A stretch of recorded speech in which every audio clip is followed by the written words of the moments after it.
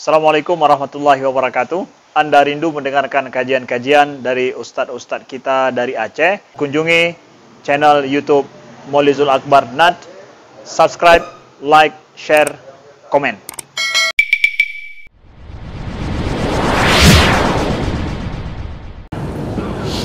Assalamualaikum warahmatullahi wabarakatuh.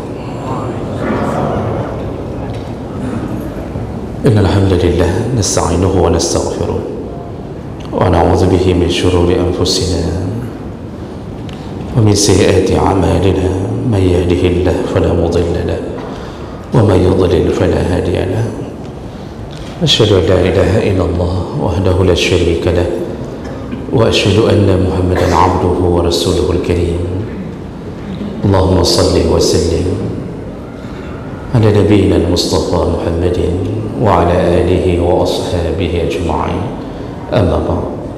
Rabbi shrah li sadri wa yassir li amri wahlul 'uqdatam min lisani yafqahu qawli. Segala puji bagi Allah, kemudian salawat dan salam pada Rasulullah, pada keluarga dan seluruh sahabat-sahabatnya, jamaah salat maghrib dan isya, bapak-bapak dan ibu-ibu yang dirahmati Allah, insyaAllah.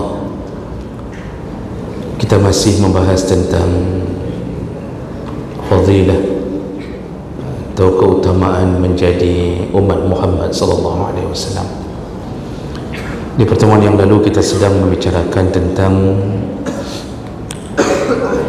di antara kelebihan umat Muhammad, yaitu Allah memberi kesempatan pada umat Muhammad untuk ditolong, diberi syafaat oleh Nabi kita Muhammad sampai dalam beberapa tahapan, dan kita telah bacakan hadis yang panjang.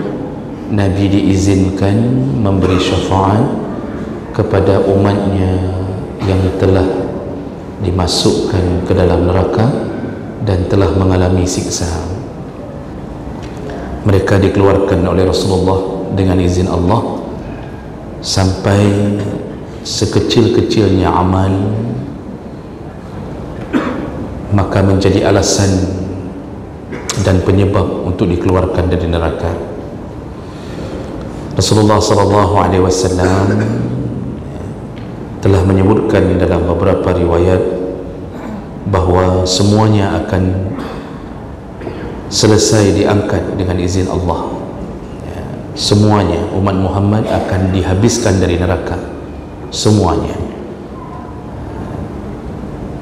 Walaupun ada hadis yang menyebutkan, hadis riwayat Muslim, riwayat Bukhari Muslim, kata Rasulullah, ketika Rasulullah kembali ke neraka di kali yang keempat, setelah meminta izin dari Allah, kata Rasulullah, summa a'udu fir rabi'ah, aku kembali ke neraka di kali yang keempat. Jadi kali pertama Allah mengatakan, angkatlah semua umatmu yang pernah beramal sebesar biji syair, sebesar biji gandum. Kali kedua yang pernah beramal sebesar biji zarrah, sawi. Kemudian angkat lagi yang di bawah biji zarrah. Kemudian Nabi mengatakan, aku kembali di kali keempat, fa'aqul, setelah aku mengangkat mereka, ma baqiya finnar, tidak ada yang tersisa di neraka dari umatku, illa man habasahul Quran wa wajaba alaihi al-khulud, kecuali mereka yang ditahan oleh Al-Quran, maka wajib mereka kekal di dalamnya. Ini yang kita putus pembahasan kemarin. Yang kekal, yang ditahan oleh Al-Quran itu orang kafir. Al-Quran menahannya dengan mengatakan kafir itu wajib di neraka khalidina fiha abada. Quran menahannya. Ternyata dari golongan umat mukmin juga ada dosa-dosa yang menyebabkan ditahan oleh Al-Quran. Contohnya dosa membunuh. Karena Allah mengatakan, wa may yaqtul mu'minan muta'ammidan fajazauhu jahannamu khalidan fiha. Yang pernah membunuh mukmin dengan sengaja, maka dia kekal di dalam neraka. Itu yang dimaksud bukan orang kafir. Kalau orang kafir memang sudah kekal, tapi mukmin yang pernah membunuh mukmin kekal dalam neraka, ditahan oleh Al-Quran. Nanti termasuk orang yang tidak mau membagi warisan dengan hukum Allah. Wa may yata'adda hududahu, barang siapa yang berani melanggar batasan Allah. Jadi Allah turunkan ayat-ayat warisan itu sempurna, lengkap, sampai bilangan-bilangannya Allah turunkan untuk mengatur masalah warisan. Lalu di ujung ayat Allah mengatakan wa tilka hududullah, itulah batasan-batasan Allah.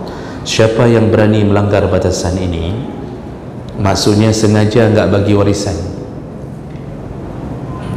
Jadi sudah ayah ibu meninggal bertahun-tahun tidak bagi-bagi warisan. Jadi sudah masing-masing makan punya saudaranya, yang ibu makan punya anaknya, yang anak makan punya warisan harta untuk ibunya, yang abang memakan punya adik, yang adik makan punya abang. Ada satu kebun sudah saling-saling berebut-rebut di situ, sengaja tidak bagi. Ini orang yang nanti ditahan oleh Al-Quran, kerana Al-Quran mengatakan yang berani melanggar syariat warisan maka dia kekal di dalam neraka. Maka tidak boleh tidak bagi warisan. Ada orang yang bagi tapi tidak pakai hukum Allah, sama hukumnya haram. Tidak boleh bagi warisan duduk satu keluarga lalu kemudian mengambil kertas pulpen, lalu kemudian menggaris-garis di atas pulpen, sepetak sawah dibagi 5, atau tanahnya berbeza-beza. Si abang paling tua langsung bilang, yang sebelah sini punya kamu, kamu yang dekat kuburan, kamu yang dekat jurang, kamu yang dekat sungai, saya yang di Jalan Medan Banda Aceh. Abang paling tua berkuasa, katanya sudah bagi warisan, tapi bukan dengan hukum Allah, suka-suka, langsung belah-belah begitu saja, suka-suka. Walaupun mungkin yang lain terima, tapi yang tetap itu bukan hukum Allah, karena hukum Allah adalah laki-laki dan perempuan berbeda. Seorang ibu kalau punya anak berbeda, tidak punya anak berbeda. Itu semua sudah dibagi. Nah, makanya hati-hati dengan pekerjaan tidak membagi dengan hukum Allah. Kalau sudah dibagi dengan hukum Allah lalu kemudian ingin berbagi-bagi dengan saudara, silakan. Berarti kita dapat 2 pahala. Pahala berbagi dengan hukum Allah, yang kedua kita ingin hibahkan harta yang sudah kita dapat kepada adik kita. Contohnya di atas hukum Allah, perempuan adalah setengah dibanding laki-laki.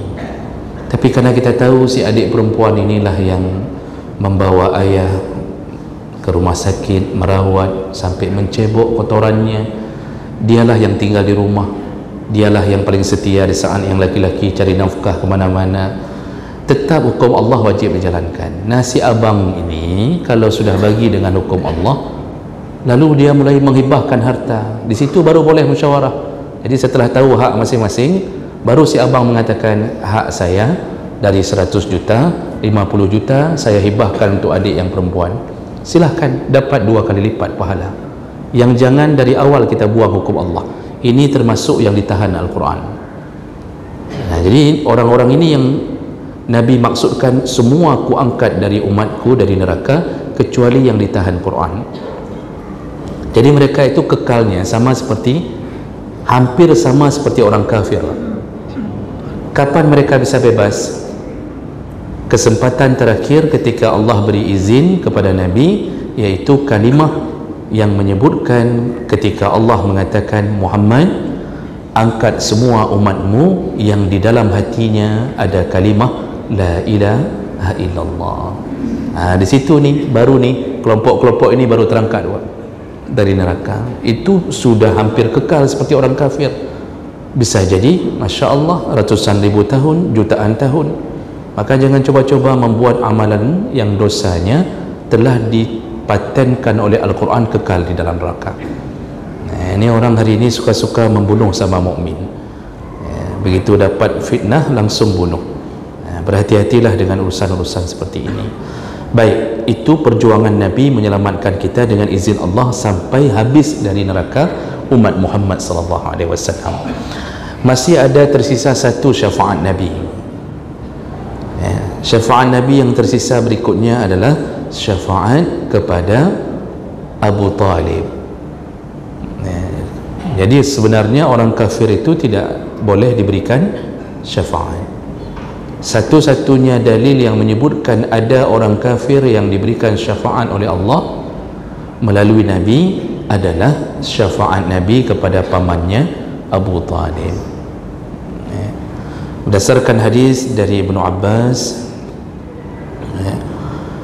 Ibnu Abbas annahu qala ya Rasulullah, Ibnu Abbas berkata kepada Rasulullah, wahai Rasulullah, hal nafa'ta Aba Talib, apakah engkau nanti akan memberi manfaat kepada Abu Talib? Kata Ibnu Abbas. Ibnu Abbas ini kan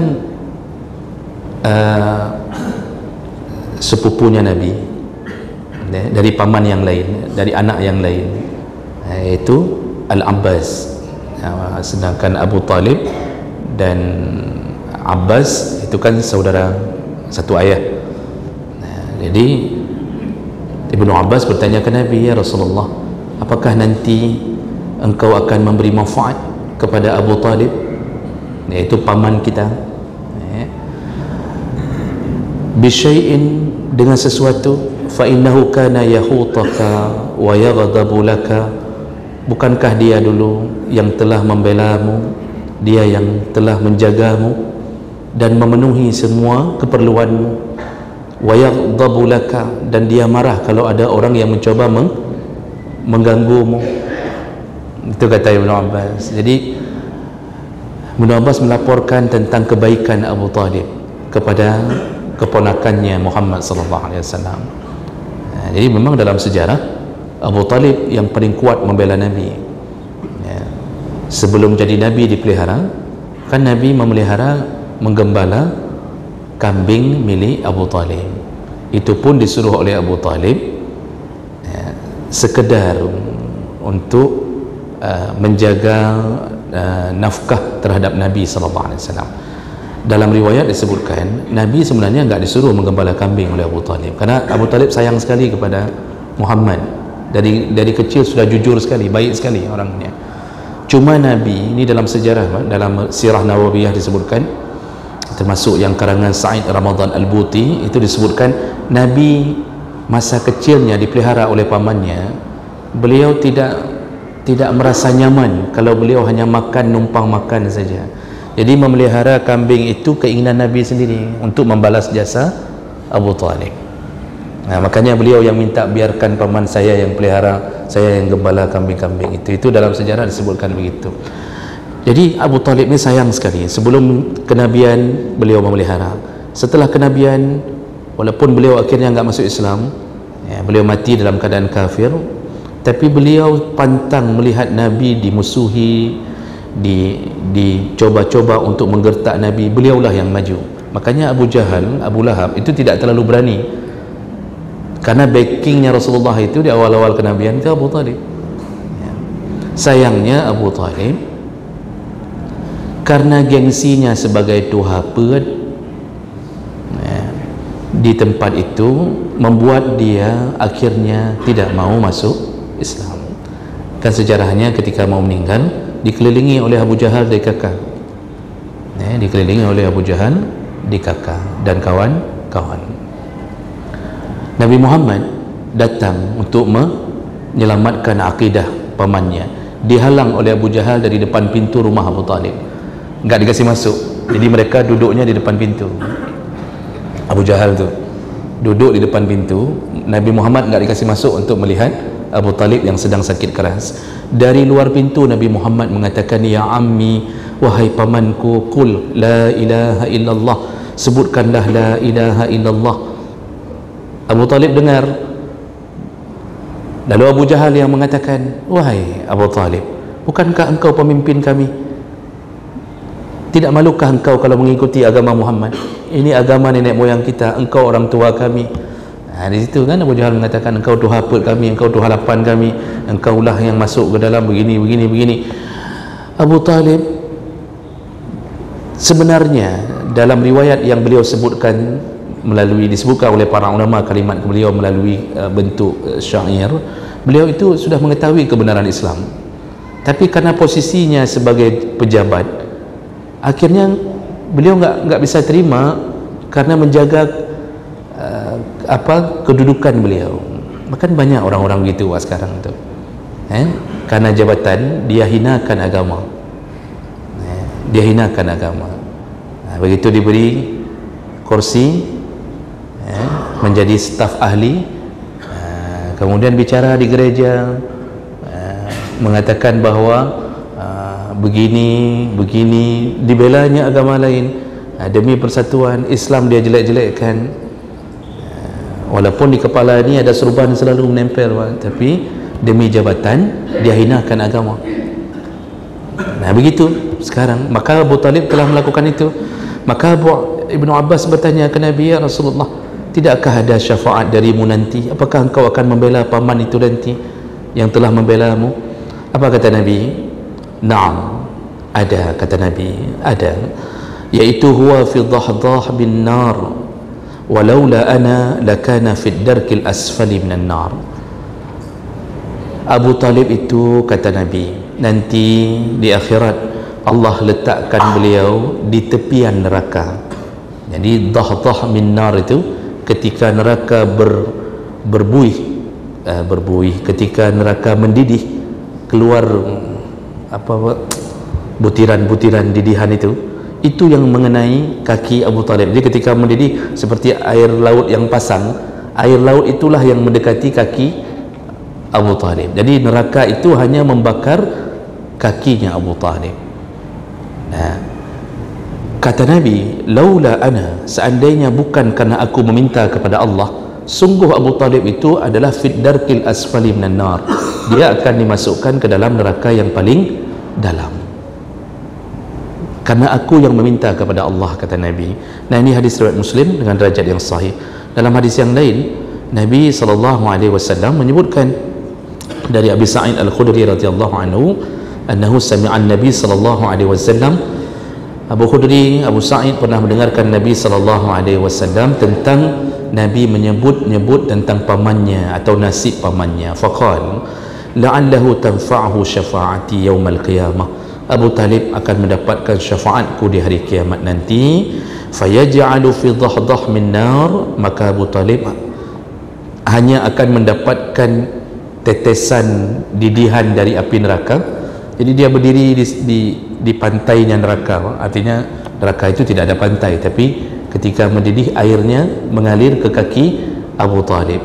Nah, kemudian ya belughu ka'bai yaghli minhu dimaghuhu, ketika api itu mengalir ke tapak kaki Abu Talib sampai ke mata kakinya. Jadi yang terbakar kaki sampai ke mata kaki Abu Talib.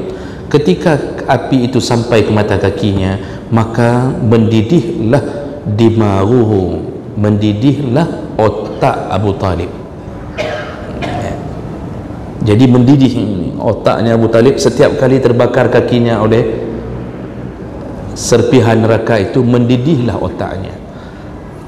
Jadi dalam hadis yang lain kan disebutkan seringan-ringannya azab neraka adalah yaitu kaki dipakaikan sandal dari api neraka. Sandal itulah maksud Nabi, yaitu tetesan dari api neraka. Setiap kali orang pakai sandal itu, mendidihlah kepalanya.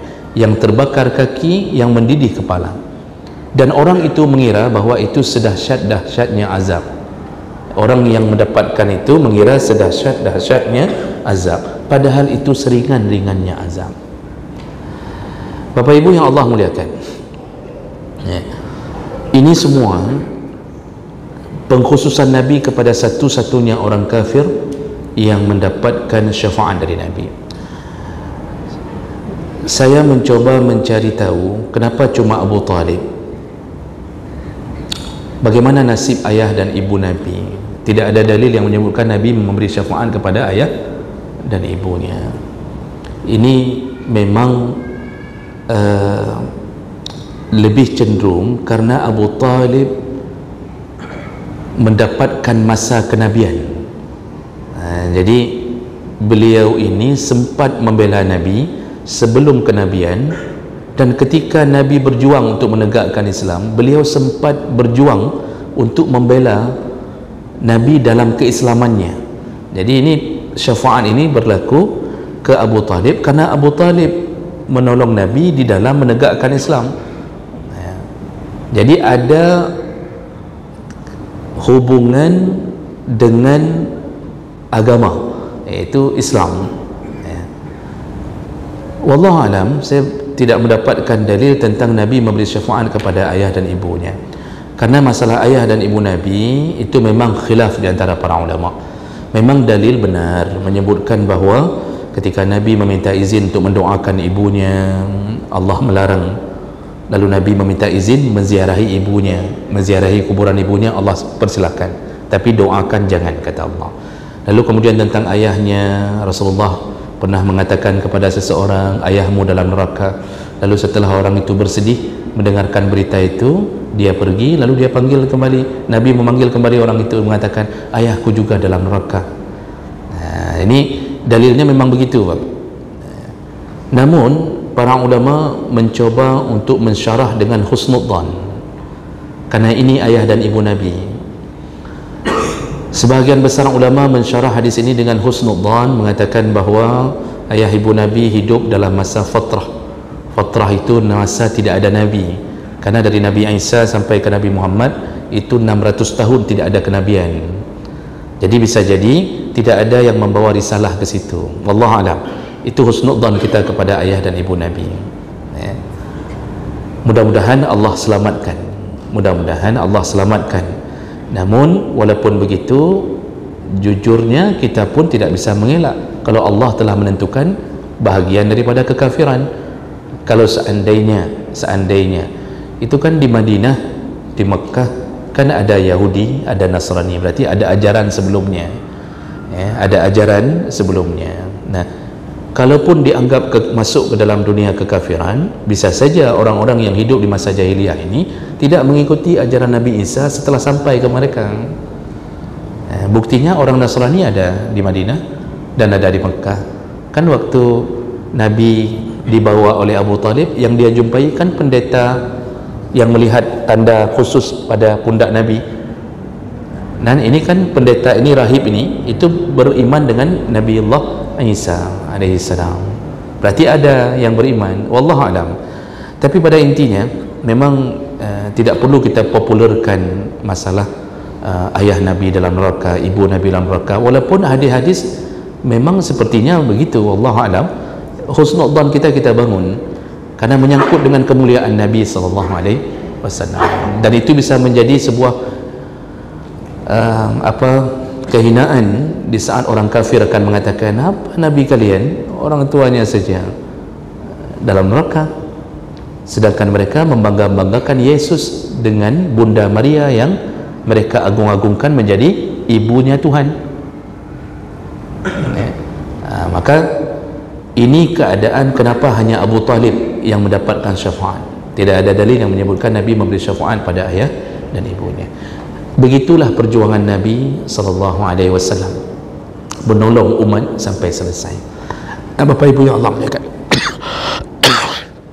Bapak Ibu yang Allah muliakan, berikutnya yaitu tentang fadilah berikutnya, yaitu seorang mukmin dari umat Muhammad diberi izin oleh Allah untuk menolong atau memberi syafaat sesama mukmin atau sesama umat Muhammad. Ini kelebihan yang lebih hebat lagi.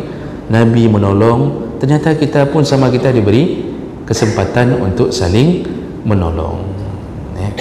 Nah, Bapak Ibu yang Allah muliakan, jadi selain daripada syafaat Nabi, itu ada syafaat-syafaat yang Allah beri izin kepada bukan Nabi. Jadi kalau dikumpulkan melalui dalil-dalil, itu ada beberapa syafaat. Di antaranya syafaatnya para malaikat. Malaikat pun bisa memberi syafaat. Nah, ini syafaat selain daripada Nabi Muhammad. Malaikat bisa memberi syafaat. Dan itu disebutkan oleh Allah dalam surat Al-Anbiya ayat 28. ya'lamu ma baina aydihim wa ma khalfahum wa la yashfa'una illa liman irtada. Jadi kata Allah bahawa Allah mengetahui segala sesuatu yang berada di hadapan para malaikat dan yang berada di belakang para malaikat, dan mereka tidak bisa memberi syafaat kecuali kepada orang yang diridai oleh Allah. Artinya Allah beri izin malaikat memberi syafaat kepada orang yang diridai oleh Allah Subhanahu wa taala. Dan kemudian dalam hadis juga disebutkan, hadis riwayat Muslim dari Abu Sa'id Al-Khudri, fayaqulullah azza wa jalla syafa'atil malaikah wa syafa'an nabiyyun wa syafa'al mu'minun wa lam yabqi illa arhamar rahimin. Jadi nanti Allah beri izin kepada malaikat memberi syafaat, nabi memberi syafaat, kaum mukminin memberi syafaat. Jadi syafaatnya malaikat ada, bisa menolong hamba-hamba yang ditunjuk oleh Allah untuk ditolong.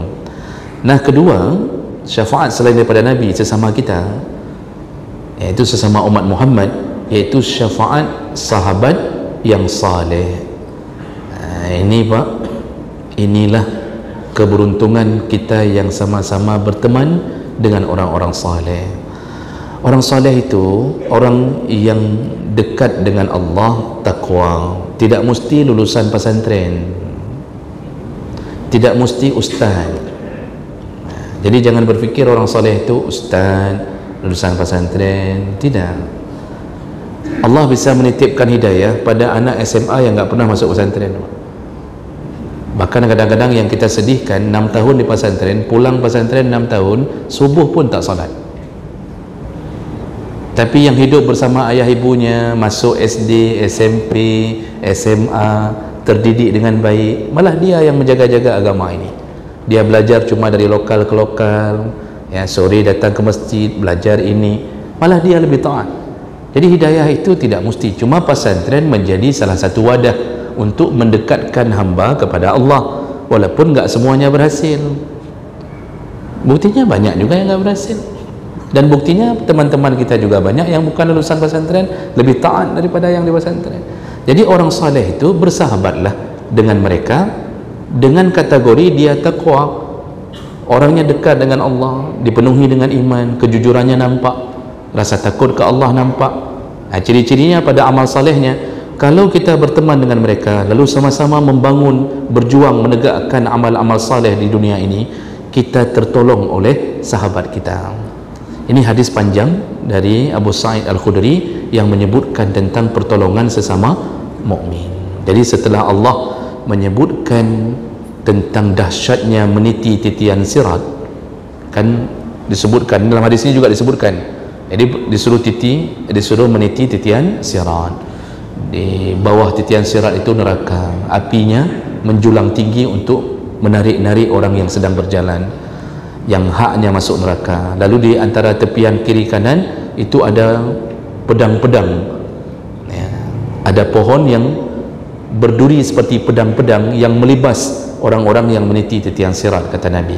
Nah, setelah kalimat-kalimat itu Rasulullah mengatakan, ya, maka Allah fanaja muslimun wa makhdus mursal wa makdus fi nari jahannam. Kata Allah, selamatlah yang selamat dan tertebaslah yang tertebas.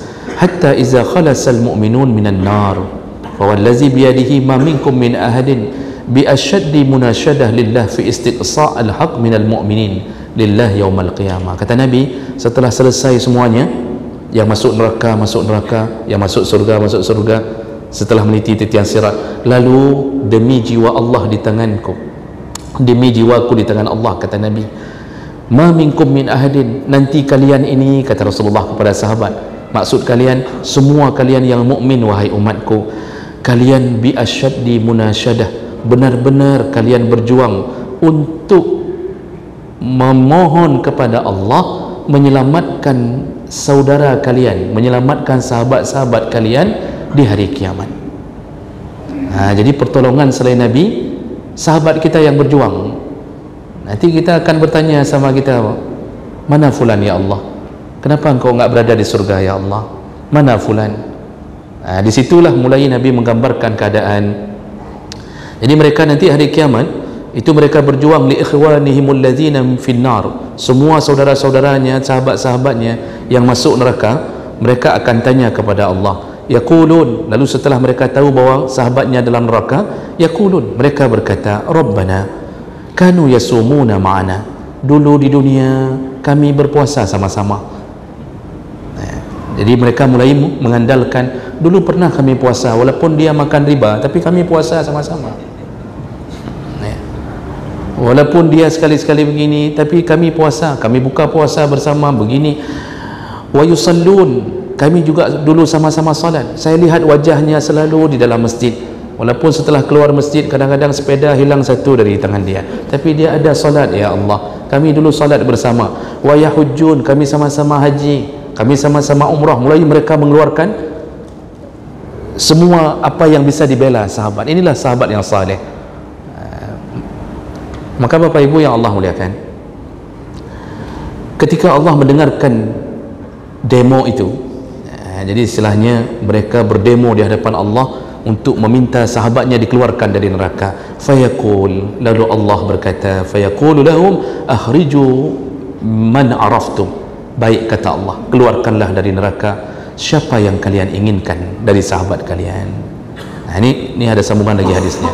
Namun saya ingin mengatakan lebih dahulu bahawa kita ini yang pernah bersama-sama, Pak, saling melihat wajah, saling, walaupun nama kita tidak kenal, tapi kita pernah berjuang dalam satu amal saleh bersama-sama, kita akan saling tolong-menolong.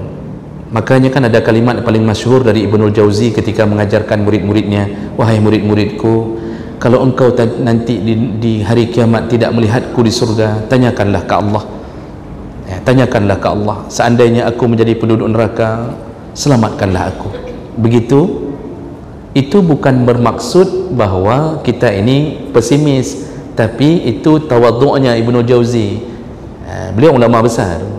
Tawadhu'nya beliau ingin mengatakan, seandainya kalian tidak melihatku di surga, tanyakanlah kepada Allah. Maka Bapak Ibu, mari kita berjuang bersama-sama, menjaga amal soleh sama-sama. Ini kita sudah mulai masuk Sya'ban. Di kalender ada dua versi memang. Ada yang tadi 1 Sya'ban, sebahagian kalender besok baru 1 Sya'ban. Tapi itu tidak mengapa, karena tidak berhubungan dengan ibadah wajib. Yang kalender di rumah besok berarti sunnahnya mulai besok puasa. Salah satu amalan paling hebat dalam bulan Sya'ban adalah puasa Sya'ban. Puasa Sya'ban. Aisyah mengatakan, dan ada hadis-hadis lain mengatakan, bahawa Rasulullah selain Ramadan, puasa yang paling banyak dilakukan di bulan Sya'ban, paling banyak dilakukan. Sampai ada hadis yang menyebutkan, kata Rasulullah, silakan puasa sebanyak-banyaknya kecuali yaumun atau yaumain qabla Ramadan, kecuali berhentilah 2 hari, sehari atau 2 hari sebelum Ramadan. Jangan penuhkan bulan Sya'ban dengan puasa, jangan saingi Ramadan. Jadi para ulama mengatakan dibolehkan berpuasa terus sebulan mencapai hampir sebulan dalam bulan Sya'ban. Silakan berhenti 2 hari sebelum Ramadan. Karena kalau mohon maaf tadi bukan 1 hari, 2 hari. Karena yang 1 hari sebelum Ramadan itu hari Syak, itu hari keraguan-raguan, dilarang puasa. Berhenti 2 hari sebelum Ramadan. Walaupun ada hadis yang menyebutkan begini, iza intasafa Sya'ban fala tasumu, kalau sudah sampai ke pertengahan Sya'ban jangan puasa lagi, kata Nabi. Kalau sudah sampai pertengahan Sya'ban jangan puasa lagi hatta yakuna Ramadan, baru mulai lagi nanti kalau sudah masuk Ramadan. Namun jumhur ulama, para ahlul hadis mengatakan hadis ini dhaif. Banyak jumhur ulama mengatakan hadis ini dhaif karena tidak cocok dengan banyak hadis yang membolehkan puasa, dan banyak sahabat mengatakan Nabi itu hampir sepenuh Sya'ban puasa. Jadi bukan lagi Senin Kamis, Pak, seluruhnya. Maka oleh karena itu, yang nggak bisa puasa, sudah nggak sanggup puasa, maka ambillah pahala dengan memberi makan orang berbuka puasa. Maka Bapak Ibu, berjuanglah. Kita bisa mungkin kumpul sedikit-sedikit dana, yang nggak mungkin puasa, kumpulkan dana, berikan infak, mari berikan kepada orang yang berbuka puasa. Maka Nabi mengatakan pahalanya diberikan kepada orang yang memberi makan orang berbuka puasa. Tapi tentu nggak sama dengan yang puasa. Kalau sama enak kali, Pak. Maksudnya pahala orang puasa itu dikopi oleh Allah, dikasih ke sini sama yang beri. Tapi yang puasa tentu lebih hebat. Sudah puasa, ya, dia perjuangannya lebih hebat. Maka mari sama-sama kita berinfak demi menyambut Ramadan, untuk bersama-sama kita saling menjaga dan memberi syafaat di hari kiamat nantinya. Baik, karena waktu kita terbatas, insya-Allah kita sambung di pertemuan yang akan datang dengan sambungan hadis yang tadi. Demikian, subhanakallahumma bihamdik, asyhadu an la ilaha illa anta, astaghfiruka wa atubu ilaik. Wassalamualaikum warahmatullahi wabarakatuh.